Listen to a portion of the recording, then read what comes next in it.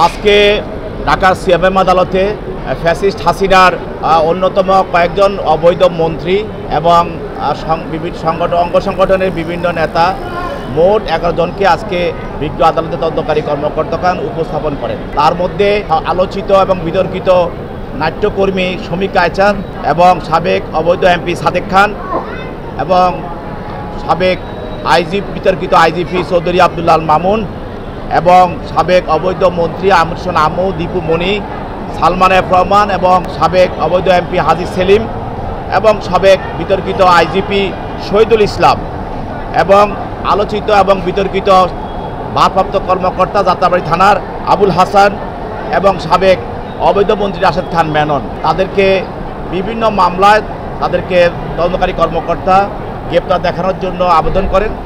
তাদের বিজ্ঞ আদালত তদন্তকারী কর্মকর্তার আবেদনের প্রেক্ষিতে তাদেরকে বিভিন্ন হত্যা এবং হত্যা চেষ্টা মামলায় তাদেরকে গ্রেপ্তার দেখানো হয়। এর মধ্যেই যাত্রাবাড়ি একটি থানা মামলায় আপনারা জানেন যে বাংলাদেশের সবচেয়ে আলোচিত এবং বিতর্কিত ফ্যাসিস্ট হাসিনার এক অন্যতম সহযোগী এবং বৈষম্য ছাত্র বিরোধী আন্দোলনের সময় যিনি গুলি করে যাত্রাবাড়িতে শত শত মানুষকে হত্যা করেছেন, যার নেতৃত্বে সে ওসি আবুল হাসান।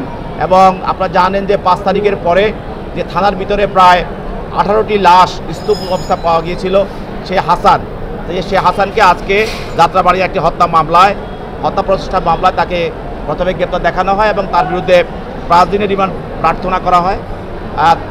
বিজ্ঞ আদালত তদন্তকারী কর্মকর্তার বক্তব্য শুনে এবং প্রতিষ্ঠান বক্তব্য শুনে তার বিরুদ্ধে 3 দিনের রিমান্ড মঞ্জুর করে তাকে জিজ্ঞাসাবাদ করার জন্য তদন্তকারী কর্মকর্তাকে অনুমতি প্রদান করেন। বিপি মহোদয়, আমরা এর আগে দেখেছি যে শমিক আয়চার এর আগেও গ্রেফতার হয়েছিলেন, কিন্তু পরবর্তীতে হাইকোর্ট থেকে তিনি জামিন নিয়েছিলেন।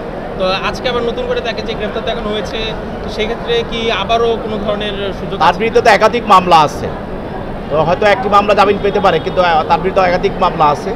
সেই হিসাবে সে একাধিক মামলায় জেল হাজতে আছে এবং তদন্তে আমাদের এটা তদন্ত তো একটা ধারাবাহিকতা কার্যক্রম। তো বিভিন্ন মামলা তদন্ত করতে গেলে তদন্তকারী কর্মকর্তা তখন নতুন নতুন আসামিদের মামলার বিষয়ে সম্পৃক্ততা এবং জড়িত থাকার বিষয়টা চলে আসে, তখনই তাদেরকে আদালতে এনে গ্রেপ্তার দেখানো হয়।